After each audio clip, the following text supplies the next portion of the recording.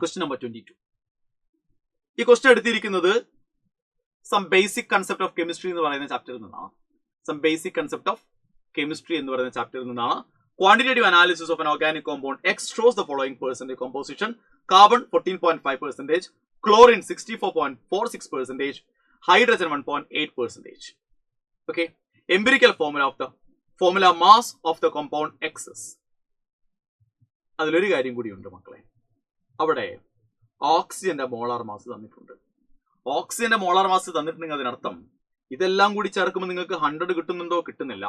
ഇതെല്ലാം കൂടി ചേർക്കുമ്പോൾ 100 കിട്ടുന്നില്ലെങ്കിൽ അതിനർത്ഥം ഈ 3 പേരും അല്ലാതെ വേറെ ഒരാൾ കൂടിയുണ്ട്. അത് ഓക്സിജൻ ആണെന്ന് ഓപ്ഷൻ വളരെ ക്ലിയർ ആണ്. കാരണം ഓക്സിജൻ അറ്റോമിക് മാസ് കൊടുത്തിട്ടുണ്ട്.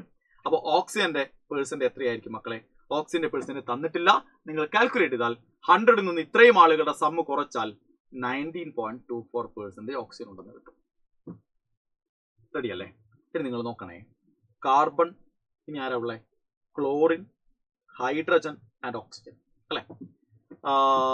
നമ്പർ ഓഫ് മോൾസ് ആദ്യം കാണണം. നമ്മൾ നമ്പർ ഓഫ് മോൾസ് എങ്ങനെയാ കാണുക? കാർബണിന്റെ 14.5/12 അല്ലെ? എത്ര കിട്ടും? 1.2. ക്ലോറിൻ്റെയോടാ മക്കളെ 64.46 ക്ലോറിൻ 35.5 പ്ലസ് 1.8 കിട്ടും. ഹൈഡ്രജന്റെയോ 1.8/1 1.8 കിട്ടും. ഓക്സിജന്റെയോ 19.24/16 ഇറ്റ് 1.2 കിട്ടും. ഇനി നമ്മൾ അതിന്റെ സിമ്പിൾ റേഷ്യോ എടുക്കണം. സിമ്പിൾ റേഷ്യോ എടുക്കുന്ന സമയത്ത് 1.2/1.2 is 1. 1.8/1.2 is 1.5. 1.8/1.2 is 1.5. 1.2/1.2 is 1. അപ്പോൾ ഹോൾ നമ്പർ റേഷ്യോയിലേക്ക് മാറുമ്പോൾ ഇറ്റ് ബിക്കംസ്, നമ്മൾ എന്തായാലും 2 കൊണ്ട് മൾട്ടിപ്പിൾ ആണല്ലോ ഹോൾ നമ്പർ ആക്കി മാറ്റാൻ. 2 3 3 3 1 എന്ന് പറഞ്ഞാൽ എംപിരിക്കൽ ഫോർമുല എന്താണ് മക്കളെ വരിക? എംപിരിക്കൽ ഫോർമുല എന്ന് പറയുന്നത് 2 carbon, 3 hydrogen, 3 chlorine, 1 oxygen. Ready? Empirical formula mass ആണ് ചോദിച്ചിരിക്കുന്നത്.